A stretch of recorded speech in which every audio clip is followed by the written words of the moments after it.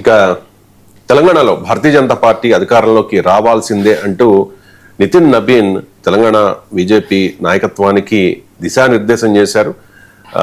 Telangana BJP అధ్యక్షుడు రామచంద్రరావు ఒక ప్రకటన కూడా చేశారు. రాష్ట్రంలో ఎవరితోనూ పొత్తులు ఉండవు అని చెప్పేసి, జనసేనతో కానీ మరో పార్టీతో కానీ పొత్తు ఉండదు అని చెప్పేసి క్లారిటీ ఇచ్చారు. సార్ పైకి ప్లీజ్. మేము ఏ పార్టీతోని మేము పొత్తు పెట్టుకోము. బీజేపీ ఒంటరిగా పోటీ చేస్తుంది. జనసేన కానీ ఇంకే పార్టీ అయినా కానీ జాతీయ పార్టీ కాబట్టి అది ఎన్డీఏలో భాగం కాబట్టి అది జాతీయ స్థాయిలో ఆ రెండు పార్టీ గురించి నిర్ణయిస్తారు. కానీ మాకు ఎటువంటి పార్టీతోని తెలంగాణలో పొత్తు ఉండదు అని స్పష్టం చేస్తాం. సార్, టీడీపీ అండ్ జనసేన ఈ రెండు కూడా ఎన్డీఏ భాగస్వామ్య పక్షాలు, భారతీయ జనతా పార్టీకి మిత్రపక్షాలు. అయినా ఎందుకు సార్ పదే పదే జనసేన కానీ టీడీపీ కానీ మేము పొత్తు పెట్టుకోమని చెప్పి తెలంగాణ బీజేపీ నాయకులు చెబుతూ ఉన్నారు? అంటే టీడీపీ జనసేనలతో కలిస్తే భారతీయ జనతా పార్టీకి తెలంగాణలో ఏదైనా నష్టం ఉందా? అంటే ఇది ఇటీవల ఏంటంటే పవన్ కళ్యాణ్ హైదరాబాద్ లో మీటింగ్ పెట్టడం, తెలంగాణ ఎవరి జాగీరని ప్రశ్నించడం, తెలంగాణలో కూడా మేము పోటీ చేస్తామనడం, పార్టీ కార్యాలయాన్ని ప్రారంభించడం, నరేంద్ర మోడీ హైదరాబాద్ వచ్చినప్పుడు ప్రత్యేకంగా చంద్రబాబు పవన్ కళ్యాణ్ ఇంట్లోనే ఎక్కువ గడపడం, తెలంగాణ నాయకులతో తక్కువ సమయం గడపడం, ఈ పరిణామాలన్నీ కూడా బీజేపీ టీడీపీ జనసేనలు కలిసి తెలంగాణలో పోటీ చేయబోతున్నాయి. ముఖ్యంగా జిహెచ్ఎంసీ ఎన్నికల్లో ఒక ప్రయోగం చేయబోతున్నారు అనేటువంటి అభిప్రాయాన్ని బలోపేతం చేశాయి. మామూలుగా స్ట్రెంత్ ఇవ్వలేదు ఆ అభిప్రాయం. ఎందుకంటే గతంలో కూడా జనసేనతో కలిసి పోటీ చేసిన చరిత్ర బీజేపీకి తెలంగాణలో ఉంది.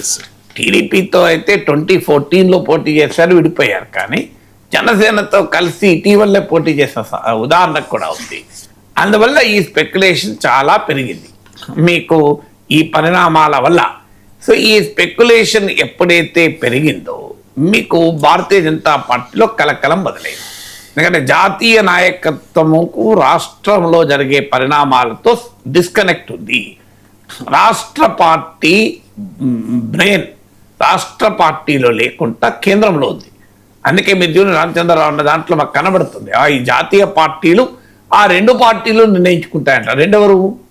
రాష్ట్రంలో బీజేపీ వేరు, జాతీయ స్థాయిలో బీజేపీ వేరు కాదు కదా, వేరే అన్నట్టుగా మాట్లాడుతున్నారు. రాష్ట్ర బీజేపీ జాతీయ బీజేపీ ఒక్కటే అన్న అభిప్రాయం కన్నా కూడా ఈ రెండు వేరు వేరు ఎంటిటీస్ అనేటువంటి మీనింగ్ ఎందుకు వస్తుంది? ఆ కన్ఫ్యూజన్ ఎందుకు ఉంది అంటే స్టేట్ బీజేపీలో టీడీపీ జనసేనతో కలిస్తే మనకు నష్టము అనే బలం అనే భావనకు చాలా బలంగా వినిపిస్తుంది. కొద్దిమంది దీనికి భిన్నమైన అభిప్రాయం ఉండవచ్చేమో, కానీ ఎక్కువ మంది అభిప్రాయం ఇది. జాతీయ బీజేపీకోమో అక్కడికి వెళ్ళి వాళ్ళు టెలిస్కోపిక్ పాలిటిక్స్ అవి, టెలిస్కోప్లో చూస్తే బైనాక్యులర్ పాలిటిక్స్ అవి, అక్కడ నుంచి చూస్తే ఇక్కడ రాజకీయాలు అర్థం కాదు. ఇక్కడ సెంటిమెంట్ ఏంటి, ఇక్కడ ఆప్టిక్స్ ఏంటి, ఇక్కడ ఉన్నటువంటి తెలంగాణలో ఉన్న హిస్టారికల్ డైమెన్షన్స్ ఏంటి అనేది వాళ్ళకి అర్థం కాక వాళ్ళు టూ మెకానికల్గా టూ టెక్నికల్గా పొలిటికల్ అలియన్సెస్ను కెమిస్ట్రీ ఆలోచించకుండా అరిథమెటిక్ మాత్రమే ఆలోచిస్తున్నారు. ఎందుకంటే ఇక్కడ ఆంధ్ర ప్రాంతం నుంచి వచ్చే సెటిల్ అయిన వాళ్ళు చాలామంది ఉన్నారు. వాళ్ళందరూ కూడా టీడీపీ అభిమానులు ఎక్కువ మంది ఉన్నారు, జనసేన అభిమానులు ఉంటారు. కనుక వీళ్ళందరూ కూడా మనకు కలిసి వస్తారు అనేటువంటి ఒక అరిథమెటిక్, పొలిటికల్ అరిథమెటిక్ పైన కేంద్ర నాయకత్వం ఆలోచిస్తుంది. కానీ పొలిటికల్ కెమిస్ట్రీ పైన రాష్ట్ర పార్టీలో చాలామంది ఆలోచిస్తున్నారు. ఇది ఇప్పుడు బీజేపీ నాయకులు మీరు అడగండి ఆఫ్ ద రికార్డు, అసలు మాకు అర్థం కాదు. మోడీ చంద్రబాబును కలవడం తప్పు కాదు, పవన్ కళ్యాణ్ కలవడం తప్పు కాదు. ఎందుకంటే వాళ్ళు ఎన్డీఏ నాయకులు కాకపోయినా కలవచ్చు, నేరం కాదు కదా, కలవడం అనేది తప్పు కాదు. కానీ అది హైదరాబాద్ వేదికగా తెలంగాణ బీజేపీ కార్యక్రమానికి వచ్చి వెళ్ళడం ఏంటి? ఆంధ్రాకు వెళ్ళినప్పుడు కలవచ్చు, ఇబ్బంది ఏమీ లేదు. ప్రైమ్ మినిస్టర్కి ఉండే సమయమే చాలా పరిమితం. అది ఏ రకమైన ఆప్టిక్స్ను పంపిస్తుంది అనేటువంటి టెన్షన్ ఆల్రెడీ బీజేపీ నాయకత్వంలో వ్యక్తం అవుతుంది. అలాగే పవన్ కళ్యాణ్ దూకుడుగా వ్యవహరించడం. పవన్ కళ్యాణ్ రాష్ట్రంలో జనసేన గతంలో కూడా పోటీ చేసింది, బీజేపీ కలిసి కూడా ఉంది.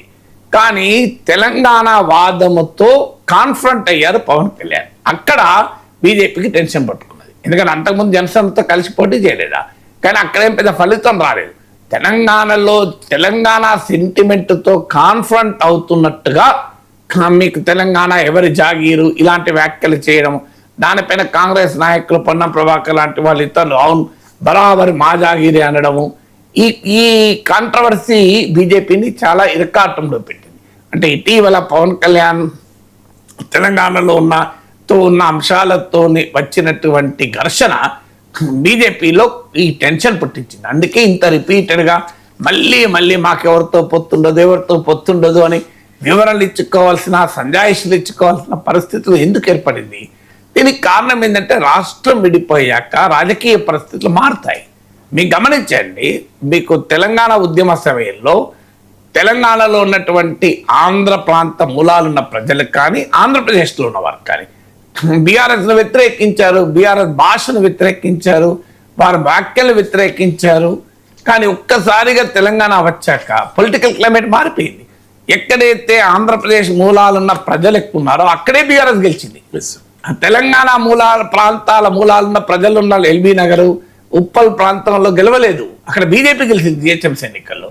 మీకు కోకటపల్లి, షేర్లింగంపల్లి, ఈ కుత్బుల్లాపూర్, జూబ్లీ హిల్స్, ఈ అసెంబ్లీ పార్లమెంట్ నియోజకవర్గాల్లో చాలా చోట్ల ఆంధ్రప్రదేశ్ బ్యాక్గ్రౌండ్ ఉన్న వాళ్ళు చాలా మంది ఉన్నారు.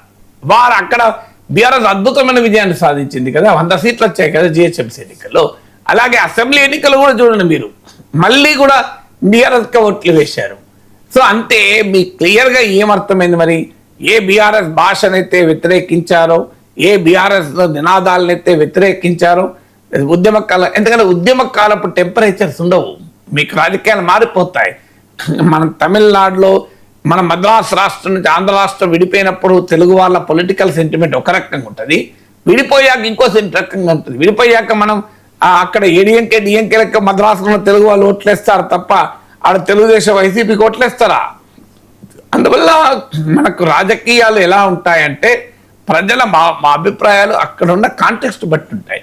ఇది కాకుండా ఆంధ్రప్రదేశ్ రాజకీయాల ఫంక్షన్ గానే తెలంగాణలో ప్రజలు ఓట్లేస్తారనే భ్రమలో కొన్ని పార్టీలు ఉన్నాయి. అది కాదని మనకు చరిత్ర నిరూపించింది కూడా కదా. ఇక ఆంధ్రప్రదేశ్ మూలాలున్న పార్టీలు అంటే ఆంధ్రప్రదేశ్ నాయకుల నాయకత్వంలోని పార్టీలు తెలంగాణలో మనుగడ సాధించవు అని హిస్టరీ నిరూపించింది కదా. ఎందుకు ఉండవు? ఇది ఇక్కడైనా చూడండి మీరు, బీహార్ జార్ఖండ్ మీరు విడిపోయాయి. సారీ, బీహార్ జార్ఖండ్ విడిపోయాయి. బీహార్లో ఉన్న ఆర్జేడీ, జేడీయూ జార్ఖండ్లో ఉన్నాయా? జార్ఖండ్లో జార్ఖండ్ ముక్తి మోర్చా, కాంగ్రెస్, బీజేపీ ఉంది. ఉత్తరప్రదేశ్లో సమాజ్వాదీ పార్టీ, బీఎస్పీలు ఉన్నాయి. ఉత్తరాఖండ్లో ఎస్పీ లేదు. ఉత్తరాఖండ్ పాలిటిక్స్లో కాంగ్రెస్ వర్సెస్ బీజేపీ ఉంది. ఇంత క్లియర్గా మన డిఫరెంట్ కనబడుతున్నాయి కదా. అందువల్ల దేశాలు విడిపోయినా, రాష్ట్రాలు విడిపోయినా రాజకీయాలు కంప్లీట్గా మారిపోతాయి. అందువల్ల మీకు ఆంధ్రప్రదేశ్, బీహార్, అలాగే మీకు మధ్యప్రదేశ్ అంటే ప్రాబ్లం లేదు, 2 చోట్ల కూడా పార్టీ పొలిటికల్ సిచ్యువేషన్ ఒకటే. కానీ ప్రాంతీయ పార్టీలు మధ్యప్రదేశ్లో లేవు కనుక ఒకటే. కానీ బీహార్లో ఉన్న ప్రాంతీయ పార్టీలు, ఉత్తరప్రదేశ్లో ఉన్న ప్రాంతీయ పార్టీలు రాష్ట్రాల విభజన తర్వాత ఆ పార్టీ నాయకులు ఏ ప్రాంతానికి చెందిన వారైతే అక్కడికే పరిమితమయ్యారు. ఉత్తరప్రదేశ్లో ఉన్న అఖిలేష్ యాదవ్ నాయకత్వంలోని, ములాయం నాయకత్వంలో సమాజ్వాదీ పార్టీ ఉత్తరాఖండ్లో లేదు. మీకు లాలూ యాదవ్, నితీష్ కుమార్ నాయకత్వంలోని పార్టీలు మీకు జార్ఖండ్లో పెద్దగా లేవు, చాలా నెగ్లిజిబుల్ ప్రజెన్స్. అలాగే ఆంధ్రప్రదేశ్ నేపథ్యం ఉన్నటువంటి చంద్రబాబు నాయుడు, జగన్మోహన్ రెడ్డి, మీకు పవన్ కళ్యాణ్, ఈ నాయకుల నాయకత్వంలో ఉన్న పార్టీలు తెలంగాణలో సీట్లు ఓట్లు తెచ్చుకోవడం పెద్ద ఛాలెంజ్ అయింది. అన్ని పార్టీలకి అయింది ప్రాబ్లం, ఒక్కరికే కాదు. ఇప్పుడే కాదు, మీకు ప్రజారాజ్యం అనుభవం కూడా అదే చెప్తుంది కదా. ప్రజారాజ్యం ఒకటే సీట్ వచ్చింది కదా తెలంగాణలో. అంటే చిరంజీవి అభిమానులు లేరా తెలంగాణలో? మా బోలెడు మంది అభిమానులు చిరంజీవులు. మన బంధువుల్లో మిత్రులను అడగండి, 10 మంది అడిగితే 8 మంది చిరంజీవి అభిమానులు ఉంటారు. తెలుగు వాళ్ళలో 10 మంది అడగండి, 8 మంది చిరంజీవి అభిమానులు ఉంటారు. అందులో 6 పవన్ కళ్యాణ్ అభిమానులు కూడా ఉంటారు. 8 మంది ఉన్నా ఆశ్చర్యం లేదు. పవన్ కళ్యాణ్ అభిమానులు లేరా? మామూలుగా ఉన్నారా పవన్ కళ్యాణ్ అభిమానులు తెలంగాణలో? అందువల్ల అభిమానులు ఉండడం వేరు. చంద్రబాబు నాయుడు అభిమానులు లేరా? చంద్రబాబు నాయుడు అభిమానించేవారు అర్బన్ మిడిల్ క్లాస్లో హైదరాబాద్లో లక్షల్లో ఉంటారు. తెలుగుదేశం చాలా మామూలు పార్టీ కాదు. ఇక్కడ ఎంత బలమైన నాయకులు, దేవేందర్ గౌడ్, ఎర్రవల్లి దయాకర్ రావు, తలసాని శ్రీనివాస్ యాదవ్, తుమ్మల నాగేశ్వరరావు, వీళ్ళంతా మామూలు లీడర్ల. వీళ్ళు హేమీలు కదా ఒకప్పుడు తెలంగాణలో. వీళ్ళందరూ కూడా మీకు తెలంగాణ ఉద్యమ కాలాన్ని కూడా తట్టుకొని 2014లో 15 సీట్లు వచ్చాయి కదా ఉమ్మడి రాష్ట్రం. మీకు తెలంగాణలో 15 సీట్లు వచ్చాయి, మామూలు కాదు. మీకు బీజేపీకి 5 సీట్లు వచ్చాయి తెలంగాణ బిల్లుకి ఒప్పించిన. అందువల్ల టీడీపీ బలం మామూలు కదా. ముఖ్యంగా బ్యాక్వర్డ్ క్లాస్ లీడర్షిప్ ఇచ్చింది తెలంగాణలో టీడీపీ. మీకు ఇన్ఫర్మేషన్ టెక్నాలజీతో హైదరాబాద్లోను తెలంగాణ అర్బన్ మిడిల్ క్లాస్లో చంద్రబాబు నాయుడు అమ్మానించే వాళ్ళు లక్షల్లో ఉన్నారు. కానీ మరి తెలుగుదేశానికి ఎందుకు ఓట్లేస్తలేరు? ఆశ్చర్యవేత్తం మనకు. ఇప్పుడు నాకు 2007లో నేను ఫస్ట్ టైం ఎమ్మెల్సీగా పోటీ చేసినప్పుడు నా ప్రధాన ప్రత్యర్థిగా నా తర్వాత టీడీపీ ఉండే, నా సెకండ్ ప్లేస్లో, థర్డ్ ప్లేస్లో బీజేపీ ఉండే, ఫోర్త్ ప్లేస్లో టీఆర్ఎస్ ఉండే. మీకు సెకండ్ ప్లేస్లో నాకు టీడీపీ ఉండే. నా మంచి మిత్రుడు పిఎల్ శ్రీనివాస్, అప్పుడు మిత్రుడు ఇప్పుడు మిత్రుడు, నా ప్రత్యర్థి అప్పుడు టీడీపీ నాయకుడు. ఇప్పుడు ఆయన మీకు అప్పుడు 2007లో. అదే 2021లో మళ్ళీ ఎల్ రమణ పోటీ చేశారు టీడీపీ తరఫున. ఆయన రాష్ట్ర అధ్యక్షుడు, మాజీ మంత్రి, మాజీ ఎంపీ, అంత ప్రొఫైల్ ఉన్న లీడర్కి 5,000 ఓట్లు వచ్చాయి. నాకు 58 ఓట్లు వచ్చాయి. నాకు ఫస్ట్ ప్రిఫరెన్స్ 58,000 వస్తే ఎల్ రమణ 5,000 వచ్చాయి. మరి ఏం చెప్పాలి మీ అంటే తెలుగుదేశం అమ్మాయిలు 5,000 మంది ఉంటారా హైదరాబాద్, రంగారెడ్డి, మహబూబ్నగర్లో? ఆంధ్ర మూలాలు ఉన్న వాళ్ళు గ్రాడ్యుయేట్లు కొన్ని లక్షల్లో ఉంటారు కదా. తెలుగుదేశాన్ని అభిమానించి ఆంధ్ర మూలాలు ఉన్న వాళ్ళు లేలే కదా ఓట్లు. మళ్ళీ నాకేశారు కదా, నాకేశారు, బీజేపీకి వేశారు, బీఆర్ఎస్కి వేశారు, టీడీపీకి వేయలేదు కదా వాళ్ళు.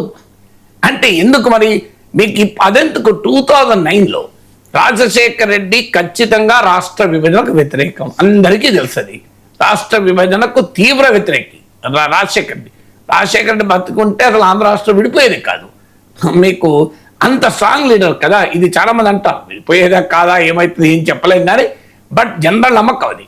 సో అలాంటి రాజశేఖర్ రెడ్డి నాయకత్వం కాంగ్రెస్కి 50 సీట్లు ఇచ్చారు తెలంగాణలో, బీఆర్ఎస్కు 10 వచ్చాయి మీకు.